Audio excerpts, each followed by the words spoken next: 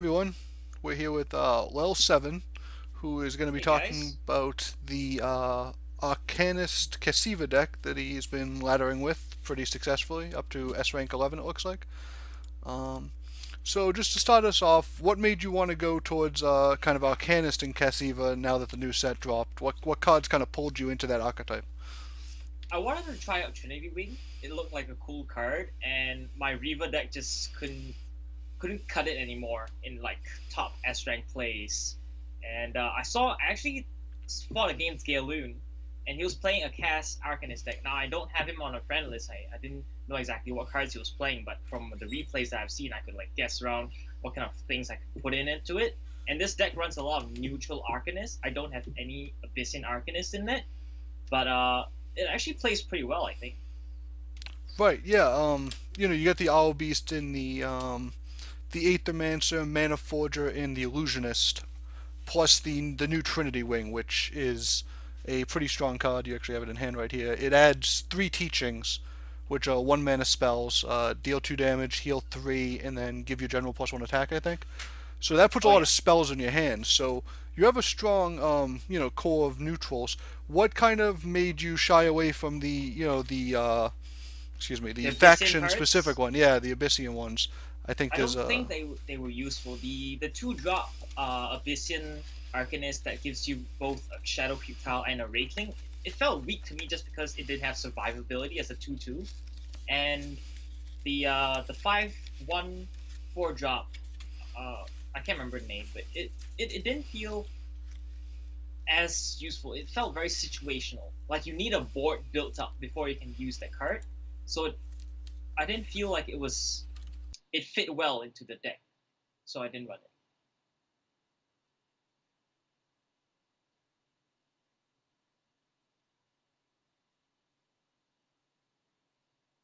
Yeah.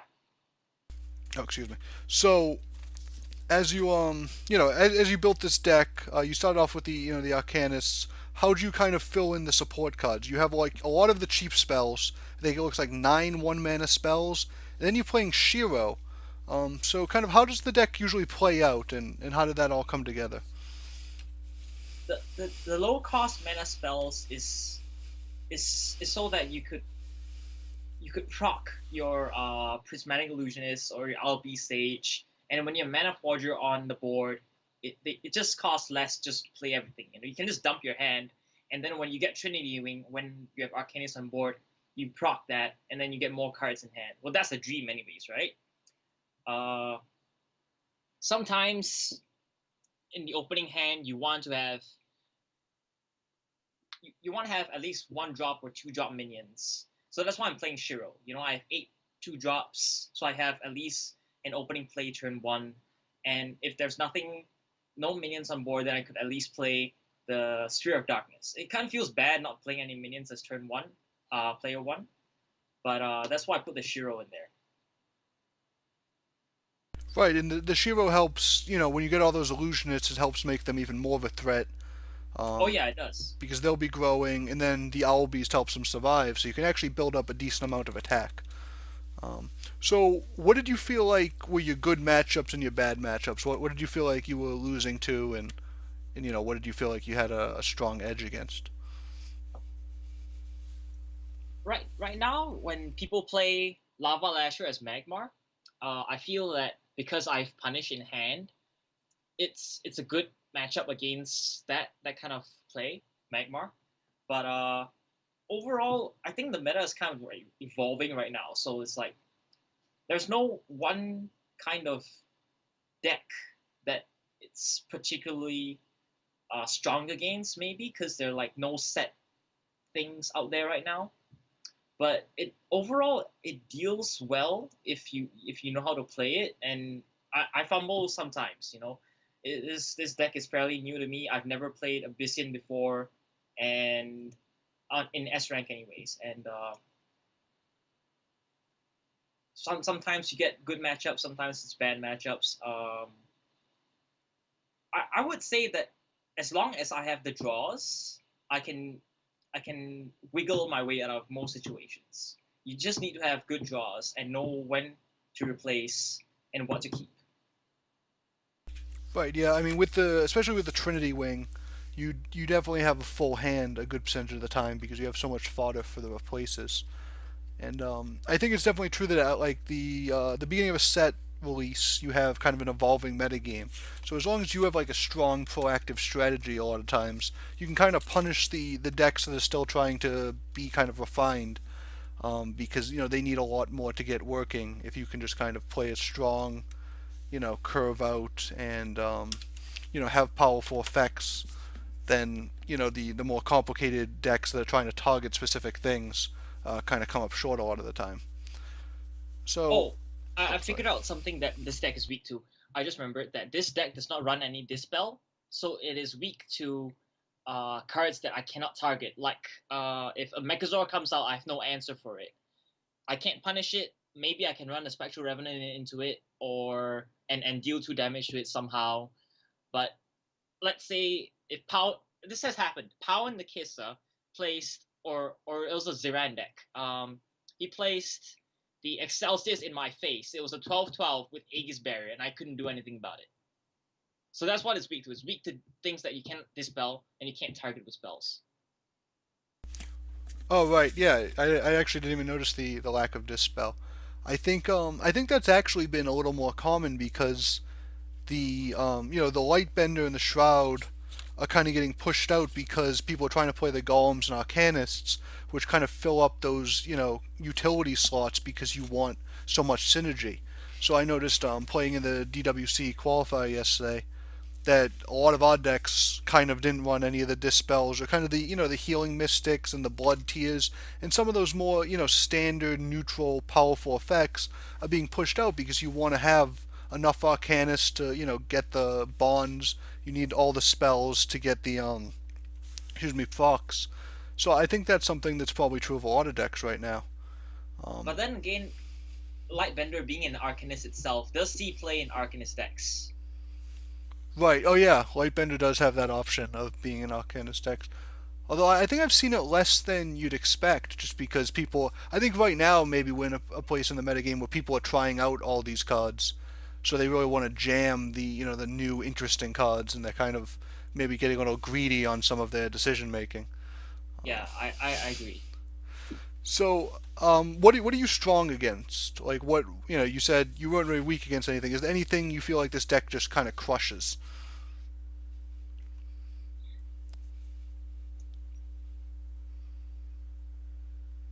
Maybe if they play big minions that a ping punish easily wipes it out, then it's strong to that. Maybe Lionar. Not really anymore because Lionar now plays golems. It kind of depends, right? What your matchups are. But yeah. Uh, at this current moment, I just can't think what is exactly specifically counters. It kind of does well against mirror Cassyvas, where the Cassyva is playing creeps. I can ping punish a Juggernaut. I can override their own Shadow Creep tiles with Sphere of Darkness, and when Prismatic Illusionist comes out and floods the board, the opposing Cassyva can't exactly do anything about it because Cassyva doesn't exactly have board board removal. So I think that's what it's pretty strong against. Right, yeah, if you can get the Owl Beast online and they can't, remove stuff with damage or with their pings or anything, it starts getting to the point where you kind of overload their punishes. Um, One thing that we kind of touched on earlier, but I think it's the 8 mana Arcanist that kind of brings back all your Arcanists. Yeah, Death Knell. Death Knell. I'm not running it. Right, yeah. Why did you kind of decide to go with the old Spectral Revenant over that? Because that does sound like, was your board just not getting removed enough that you didn't really kind of need the whole reload, and the rush was just kind of a more versatile late game effect? Well, I don't have Death Knell yet. Oh, you haven't opened it. I'm a free to play player. It's not saying that I don't support CPG, but I'm a poor student. I get by just working and going to school, so I don't have Death Knell yet, but I don't feel like I need it in this deck just because Spectral Revenant costs one less and is so good because it's a 6/6 rush, right? And deals 4 damage to the enemy general. Right, yeah, I mean, it gives you kind of that little bit of reach. And you are playing kind of like the Void Pulses, and actually, all of your one mana spells kind of do that damage, so you kind of do have a little bit of built in reach with the spells if you can get like a good grasp off, or you have the Void Pulse to kind of keep you healed up, especially along with the Kalanos, which are always going to keep you healed up. So, after playing this deck, you said, you've played it in S rank for a while. Is there any kind of changes or any cards you'd like to test out? Or do you think this is, a pretty good build for the meta that's evolved so far? At first, before I had Shiro teched in, I was running the is it called Celerity? The golem, the 2-drop golem that gives a mana spring nearby or something? I think it might be Celebrant. Celebrant, yeah. I was running that, and then I changed it to Healing Mystic and changed it around a bit. I didn't know exactly what to fit in to that 2 mana slot in there, but I settled on Shiro, and Shiro is doing reasonably well. And I don't think I would really want to change anything in this deck unless I was to going for full revamp. I like having the one-off Rite of the Undervolt because it's been useful when my hand's just empty. I don't have a board control, and it just refills my hand and gives me options again. Maybe when I get Death Knell, I might try tech it in and see how it goes. But until then, I think I'm happy with this. And how do you kind of said this is pretty good in the mirror, but do you think this is kind of the new direction for Cassyva? Do you think this might replace kind of, I mean, we've seen Creep Cassyva for, I mean, as long as I've been playing. So do you think this might kind of overtake that as the main Cassyva deck? Or do you think that we'll kind of see both alongside each other? Or do you think maybe this is the one that will be the lesser of the decks? You know what? I think with the Ancient Bonds expansion, it just gives players more variety to the kind of decks that they can play that are meta powerful and just have more options in which kind of factions they want to branch out into, right? Like, you can play Creep Cassyva, you can play Arcanist Cassyva. I think they're both just as strong, and it's definitely worthwhile for people to like play whatever they feel comfortable with. Yeah, I think we've seen a lot of decks popping up, so this is kind of a really good time for the meta that you kind of have so many options, and I think we've seen Kara come back. I mean, she did get buffed recently. We've seen we're Oh seeing yeah, a lot of Xerix, but we've also seen Saj from the last month's DWC. We saw a ton of Starhorn in the last couple of days, so we're really seeing all the generals kind of come back. Maybe we'll see something like this with Lilith. Do you think there's a Lilith deck out there that kind of runs a similar strategy? I actually have seen it played in the DWC qualifier yesterday. I think it was Gale Loon who had both Cassyva and Lilith. And it was a similar type of deck like this. I think it was Arcanist decks as well. I'm not exactly sure. I remember seeing something like it.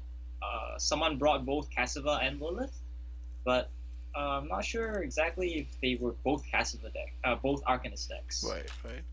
Yeah, you can kind of go a couple And for directions. sure, like all generals seem more viable now. Like Kara with her BBS and the 1/3 2-drop that just creates illusionist whenever you cast a spell. It just like it's so much value. Yeah, I think that was a really good buff, and I think one of the things the buff did was it allowed her to be good with the cards that CPG had been making for her to be good the entire time. Where a lot of times it seemed like they were trying to make cards that went with Kara, but since they kind of changed her BBS, they didn't quite seem that powerful because you were summoning minions at different times, like with the myriad type of thing, and now with the some of the new Vanar minions, the new Arcanist minions with the bond and stuff like that. So Right? I think that's really good. Yeah, for So sure, man. Now is this a really difficult deck to play? Like if I took it on the ladder, am I going to have trouble, or is there anything specific I should know when I'm playing it, or do you think it's pretty straightforward once you kind of get used to the cards? Do you think you wanna go for a spin on it, Sleepy?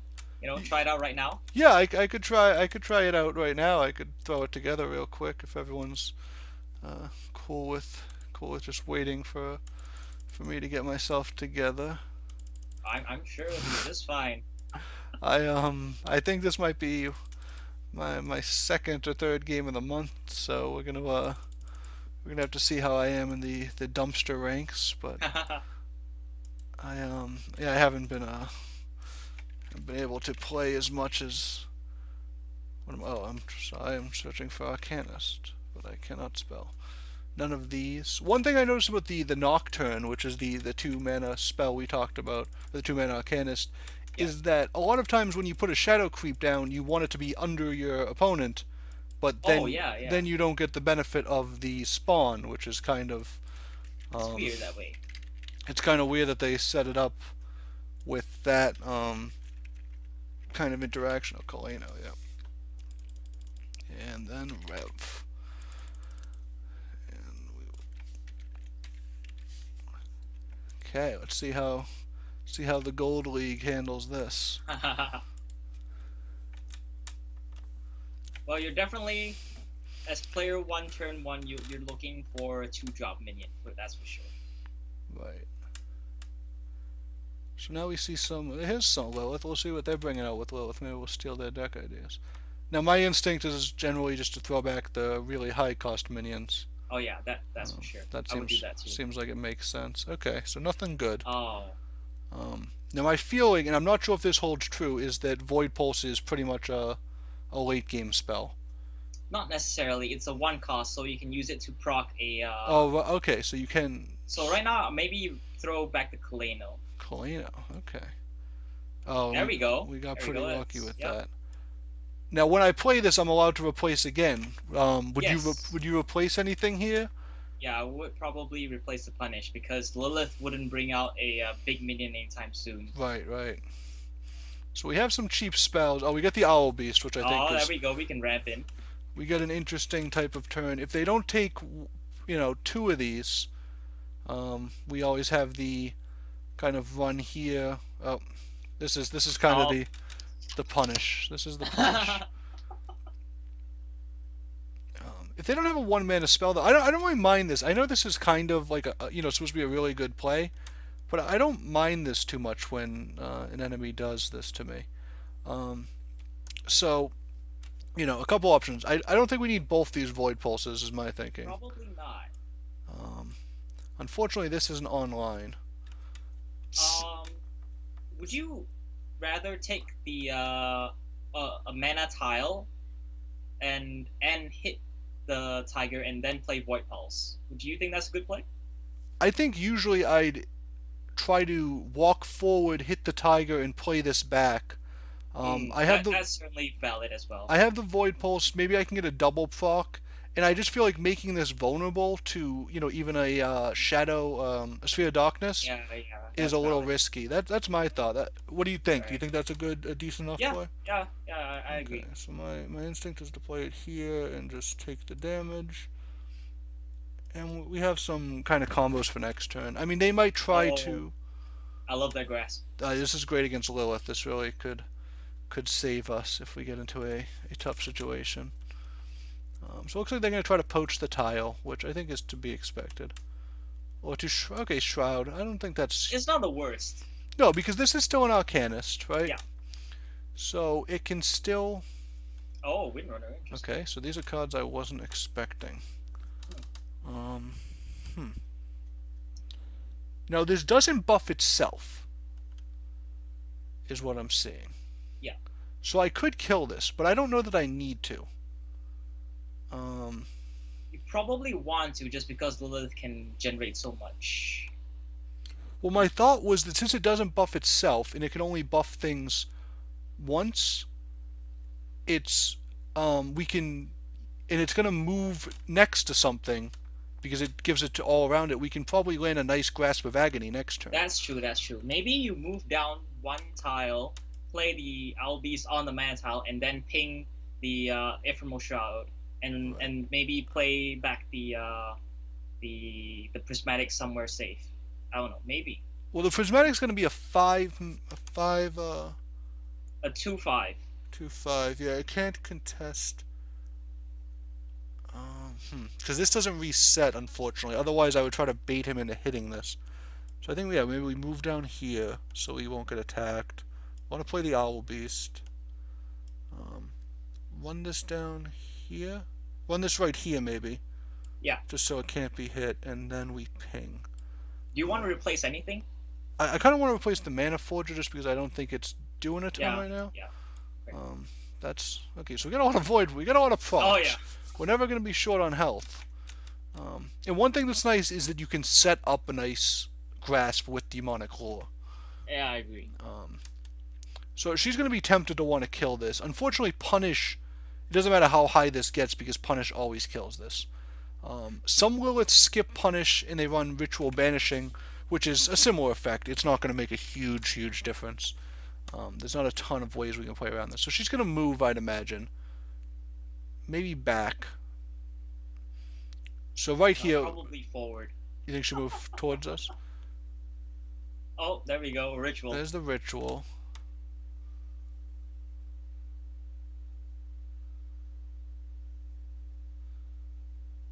Okay.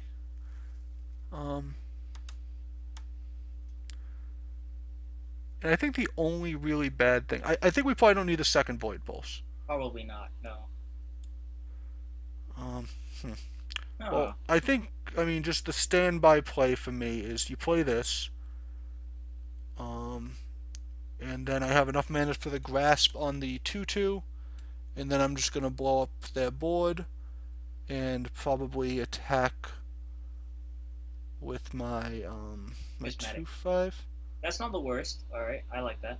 Okay, well, I wouldn't want to find the worst play. That would feel pretty bad. You know, and I actually think I did this wrong. I think I should have moved this guy down and put my general here because it gives a safer barrier, I think. Although, actually, the way I played Kaleno isn't even safe. I should have moved and then played it diagonally here, I think. Because I really don't want to open it up. Although, Kaleno's not doing anything. Unfortunately, neither is our hand. I think that's kind of an issue for us. Yeah. Is our hand is basically... Oh, okay. Night Sorrow. I wasn't planning, I'll be honest, I wasn't planning on the Night Sorrow. You see all kinds of wacky shit in gold. Yeah, there's I mean, you know, I was talking to Draggle last month. Ooh, I wasn't wow. expecting Prismatic Illusionist either. This is just a bunch of things I wasn't expecting. Okay, Maybe replace the Void Pulse? yeah, I think the Void Pulse is the one we need the least. Okay, Kaleno's nice I like that.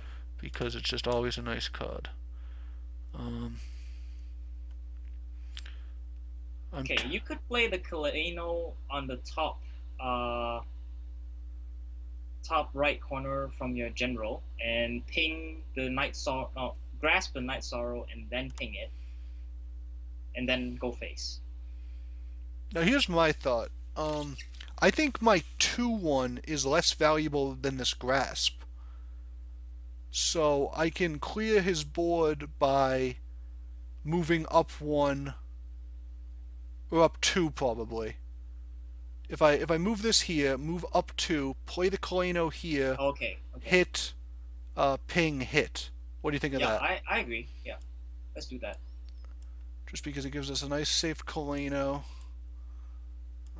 Hit, ping, hit.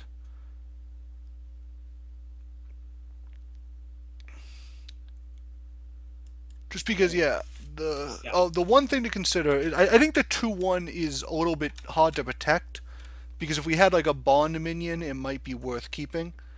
Say if we had the Trinity Wings. Oh yeah. We're gonna need some kind of card draw pretty soon. This Punish I think is a very good card because that grasp is gonna get so much value. yeah. Oh, right there too. It's beautiful. He's not moving. There we go.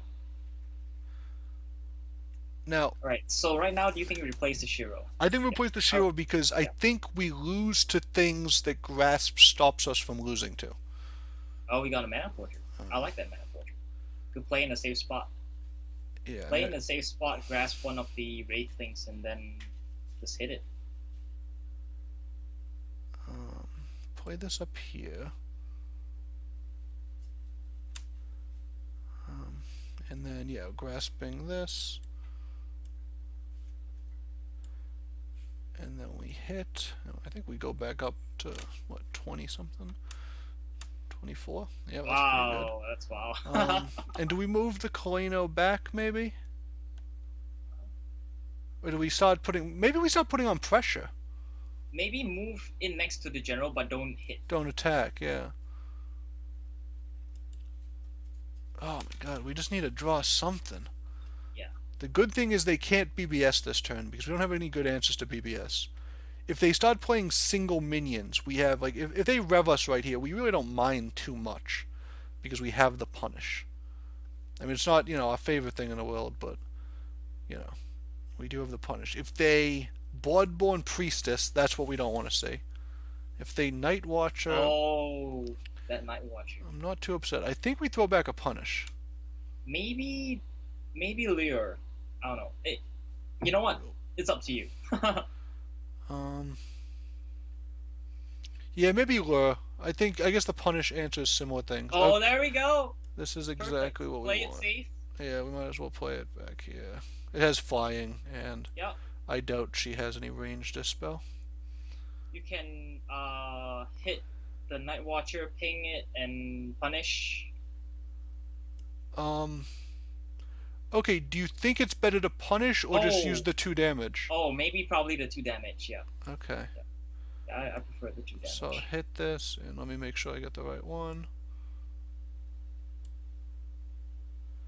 Yeah, punish might be for something bigger, right? Yeah, I'm just kind of afraid of, like, a rev. One thing I'm afraid of is... I was kind of afraid of, like, a klaxon type of... Oh, wait. Oh, sorry. I thought you might want to buff up your general. Oh, yeah, I Right? could have done that. I just wasn't sure if we'd want to use this or end up replacing it. Just because even though we have 5 cards, we don't have 5 cards that do much. So that's always kind of a concern. They only have 3 cards, though, which is pretty nice. Oh, wow, it's flooding the board. Okay, so as long as...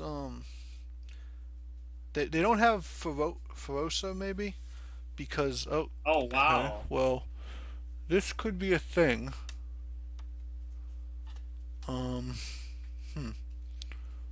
Probably replace a Mana Forger, yeah. Yeah, and this kind of makes me wish I walked my Mana Forger up. Mm. Okay, and this makes me wish I played this last turn. I'm wishing a lot of things right here. Well, you can clear 4 Wraithlings this turn. 4, yeah. That's it, though. My thought is I want to run away from some of them. Yes. Because a Probably crescendo move the might kill me. and hit the one at the back, and then you move your general to the back and hit one of them. Look, I can ping this one, right? Okay, yeah, you could do that too. I have to move this way, I think. Yeah. Hit this. This is a good block. Unfortunately, I can't stop everything from getting to me, right? No. Oh, you know what I should have done? I should have hit this one, move this here, and hit this one. I should move this guy up. And you can buff your general. I should buff my general, because I learned my lesson. I should restore some health to this. And I should draw cards, I think. I think it's worth just drawing the 3. And hoping I don't... Yeah. I mean, I think I'm dead to, like, double crescendo, I think, right? I'd imagine I am. At 25 with 2 cards in hand from the enemy, I don't know. I don't think you can pull. Oh, they only have 2. But okay, let's think about it, because double crescendo means +4 for everything that dies, and they can kill 1, 2, 3, 4. So not quite. Yeah, you're right. I don't even know how to count crescendo lethal. I've never played it myself. We actually drew. See, one thing I'm noticing about this deck is that it does play a lot of kind of low value cards. So you really need to like kind of cycle through and make sure you keep replacing into stuff that's, really gonna do something. The Because it, Ether Marsa helps. right, yeah, you can get the second replace in a turn. Because we've had some turns that we kind of just had to take off and not do a ton. A Okay. Mogwai, this guy's playing all sorts of cards. Okay, so I think Now that grasp is gonna do a lot of work. the obvious thing is this into. I think it's better just to do this. Actually, I want to draw my cards, so maybe I'll just do this. Um, and let all these die at the end of turn. I don't think I Give it need a three. punish. Probably don't need three punishes. I probably Oh. don't need two lures either. Um, I think I hit this because Yep. why not? Everything's dead. Except the one at the top. The ray thing at the top. You could kill it with the Trinity Ring, maybe? Um, Or or Lure, okay. I just think, well, she's almost dead. Yeah. So I think I just want to make sure there's nothing that kills me. She's at 2. There have been so many times when I missed lethal with this deck. Just because I couldn't count. Or Yeah, I didn't count. I think I must have missed it at some point. Ooh, that's an interesting one. I mean, I And think, that is you got punishes, you got whip. Yeah, she's dead. yeah, I can just. Let's get this guy. This guy would do something this game. And this punish, we've held this punish all game. Not necessarily on purpose, but.